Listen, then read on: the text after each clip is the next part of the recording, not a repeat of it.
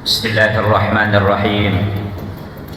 Assalamualaikum warahmatullahi wabarakatuh. Waalaikumsalam warahmatullahi wabarakatuh. Alhamdulillahil mujibud da'wat, al-qailu fi muhkamil ayatil bayinat, wa likulli wijhatun huwa muwalliha fastabiqul khairat. Wassalatu wassalamu ala sayyidina Muhammad wa ala alihi wa ashabihi ahlil fadai wal karamat, amma ba'd. Bapak-bapak, ibu-ibu, as-shaimin as-shaimat rahimakumullah. Malam ini kita telah berada di malam ketiga Ramadan. Ini menunjukkan bahwa malam ini masih dalam suasana awal Ramadan. Sebagaimana pengalaman kita pada tahun-tahun sebelumnya, awal Ramadan selalu disikapi oleh kaum muslimin dengan sukacita yang luar biasa, sehingga masjid-masjid nyaris penuh, hampir Pak Imam tidak dapat tempat. Pertanyaannya adalah, sampai berapa malam sukacita ini akan ada di masjid? Jawabannya adalah waktu yang akan mensortir, memverifikasi siapa di antara kita haqqa tuqatih, takwa kita benar-benar kepada Allah Subhanahu wa taala. Hadirin as-shaimin as-shaimat rahimakumullah. Pada malam ini izinkan kami menyampaikan sebuah tema, akan kemana puasa kita. Tema ini berangkat dari salah satu pesan Rasulullah sallallahu alaihi wasallam dalam hadis yang diriwayatkan oleh Imam At-Tabrani dan At-Tirmidzi, di mana beliau bersabda, "Kam min sha'im laisa lahu min siyamihi illa al-ju' wal 'atash." Berapa banyak manusia atau umatku yang berpuasa, kata Rasul, tidak mendapatkan apa-apa dari puasanya kecuali lapar dan haus saja. Pesan moral dari hadis ini diantaranya adalah, banyak kita kaum muslimin yang berpuasa semangatnya adalah hanya sebatas ikut-ikutan, tidak jelas akan kemana dan untuk apa puasa Ramadan ini. Kalau saatnya kita buka, buka. Kalau saatnya kita sahur, ya sahur. Tiap tahun akan seperti ini dan seperti itu cara berpikir kita. Padahal kata ulama, likulli amal al-maqsud. Setiap syariat atau amal yang diturunkan oleh Allah kepada hambanya pasti ada maksud atau endingnya. Pertanyaannya adalah, apa ending dari puasa Ramadan itu? Kalau kita baca ulang, bapak-bapak, ayat yang terkait dengan puasa Ramadan dalam surah Al-Baqarah ayat 183. A'udzu billahis samii'il 'aliim minasyaitonir rajiim. Ya ayyuhalladzina amanu kutiba 'alaikumus shiyam kama kutiba 'alal ladzina min qablikum la'allakum tattaqun. Wahai orang-orang yang beriman, kata Allah, sungguh telah diwajibkan atas kalian berpuasa sebagaimana yang telah diwajibkan kepada kaum Yahudi dan Nasrani. Ketahuilah puasa itu, kata Allah, tujuannya la'allakum tattaqun, membentuk seorang pribadi mukmin yang bertakwa. Ternyata di dalam ayat ini Bapak Ibu ada dua hal yang harus kita pahami dalam konteks akan kemana puasa kita. Yang pertama, mustahil bisa manusia berpuasa kepada Allah kalau tidak didorong oleh spirit keimanan. Kenapa demikian? Bukankah manusia itu cenderung kepada dua hal? Satu, urusan perut. Yang kedua, urusan di bawah perut. Tetapi atas nama iman kepada Allah, dua urusan ini Pak, bukan dihentikan, bukan dilarang, tapi ditata atau dimanage. Makanya Quran menggunakan kata asyam. Asyam secara bahasa itu Pak adalah menahan, tetapi secara syariat artinya adalah menata atau mengendalikan. Kalau sekiranya Quran menggunakan kata as-saum, maka itu berarti adalah dilarang. Dilarang bergerak, dilarang makan, dilarang berkedip, bahkan dilarang hidup Pak. Kenapa? As-saum artinya dilarang, semuanya dilarang. Dilarang ke masjid. Tapi Quran menggunakan kata asyam, artinya adalah dikendalikan. Pasangan suami istri yang halal harus ditata atau dikendalikan, mulai dari terbitnya fajar sampai dengan maghrib. Kapan boleh? Setelah buka atau setelah maghrib. Inilah makna dari asyam.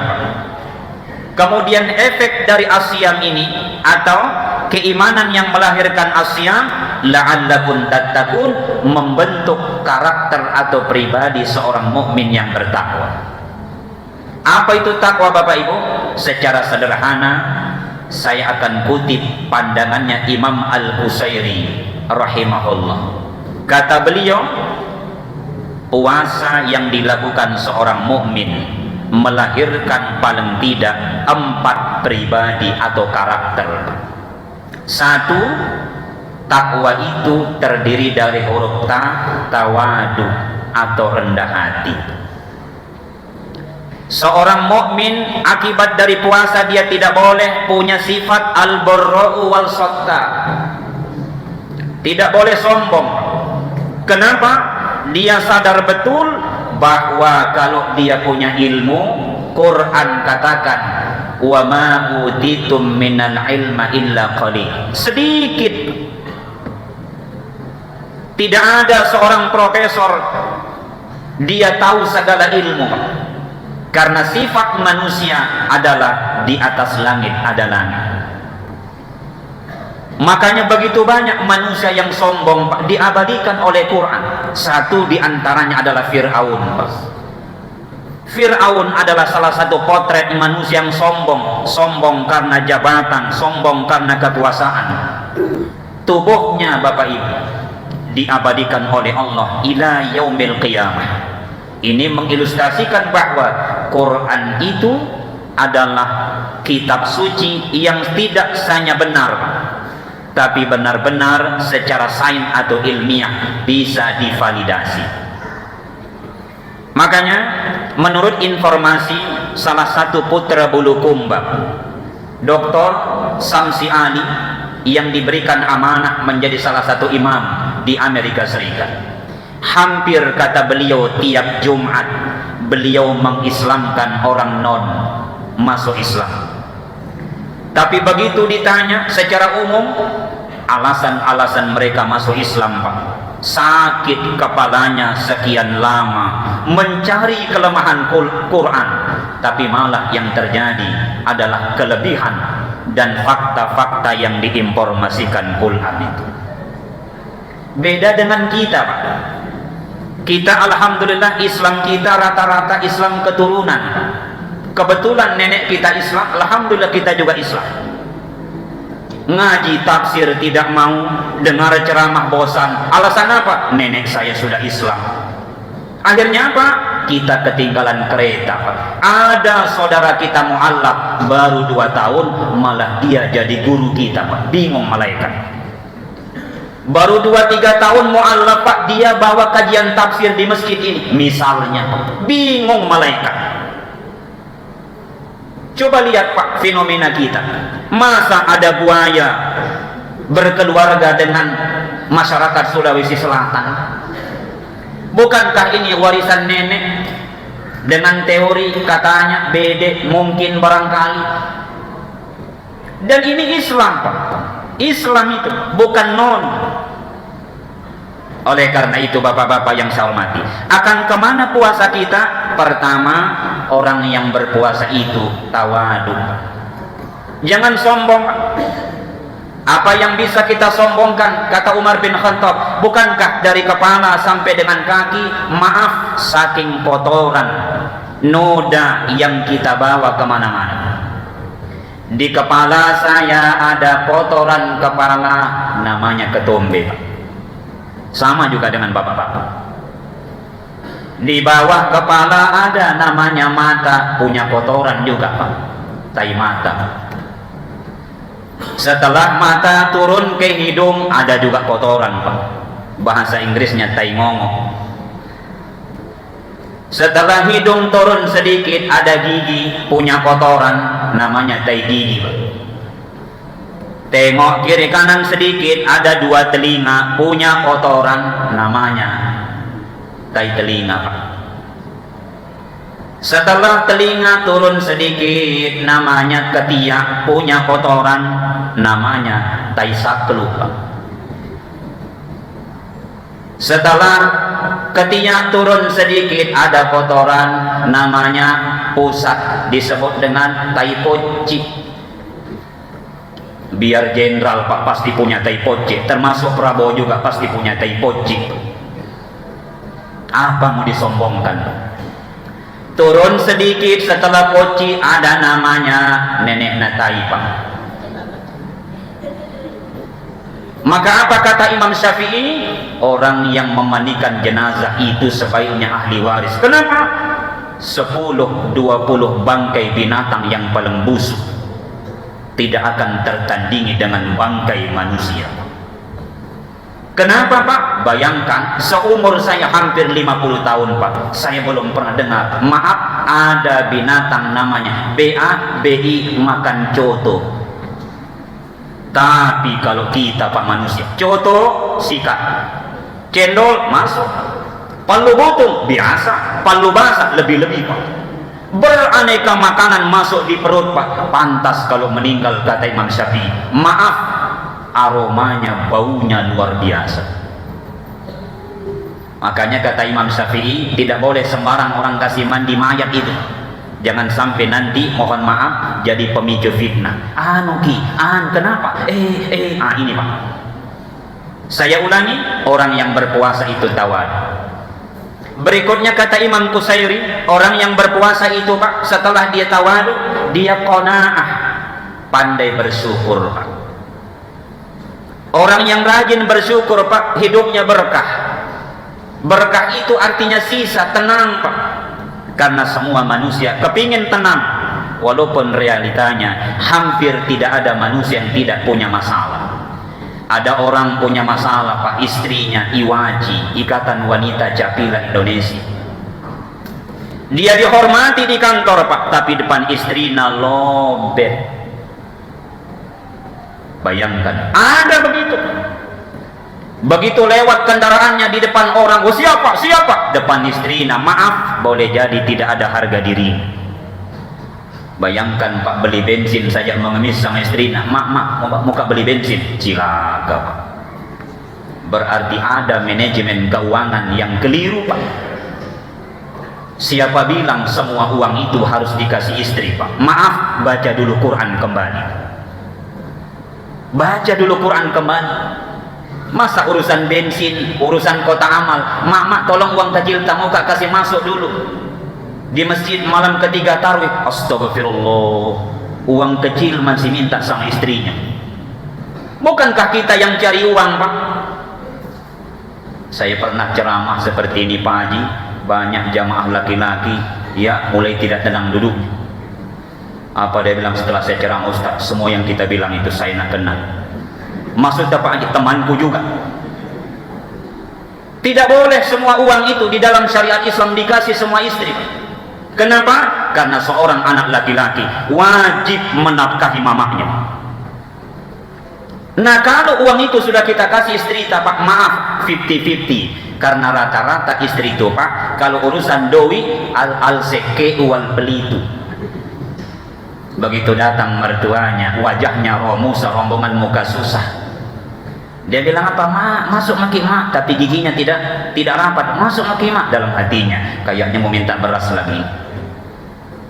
Kadangkala ada istri kita, Pak, lebih hormat dia kepada maaf tetangga ketimbang ibu mertuanya. Ada begitu. Dia tidak tahu, Pak. Istri ketika sudah dikatakan seorang laki-laki, saya terima nikahnya Nur Hayati binti Rahmat dengan mahar tunai karena Allah, mulai detik itu surga seorang istri itu bukan lagi di bawah telapak kaki ibunya, tapi di bawah telapak kaki suami. Sementara suami tetap, Pak, di bawah telapak kaki mamanya. Oleh karena itu hadirin, qanaah, kita pandai bersyukur. Bersyukur, Pak. Kemudian orang yang bertakwa itu akibat puasa, setelah dia qanaah, adalah dia warok atau hati-hati. Hati-hati dalam berucap. Tidak mudah menyalahkan orang yang beda mazhab dan sebagainya, Pak. Coba kita lihat kisah singkat, Pak, dalam Sahih Bukhari dari Abu Hurairah. Selesai sholat duha, Abu Hurairah mengadu kepada Nabi, ya Rasulullah, indil jar, saya punya tetangga. Kalau tiba Ramadan, jangan makin tanya bagaimana puasanya, pasti sempurna. Kata Nabi, bagus. Kalau tiba waktunya sholatul maktubah, sholat wajib, jangan makin tanya, pasti dia sholat. Kata Nabi, dia orang beriman. Kalau tiba waktunya nyumbang, ya Rasulullah, tidak usah tanya, dia orang dermawan. Kata Nabi, itu termasuk orang yang muhsin, orang yang baik. Tapi kata Abu Hurairah, ya Rasulullah, setiap ketemu dengan tetangga, pasti tetangga merasa tidak nyaman hatinya karena mulutnya kasar. Apa kata Nabi? Fa innaha ashabun nar, perempuan itu pasapinya neraka. Bahwa dia sholat, ya, puasa, jalan, sedekah, rajin, Pak, tapi pada saat yang sama kasar mulutnya kepada orang lain. Itulah alasan, Pak, tidak boleh dalam Islam ketika kita punya anak cucu lahir dipotongkan sapi saat akikah.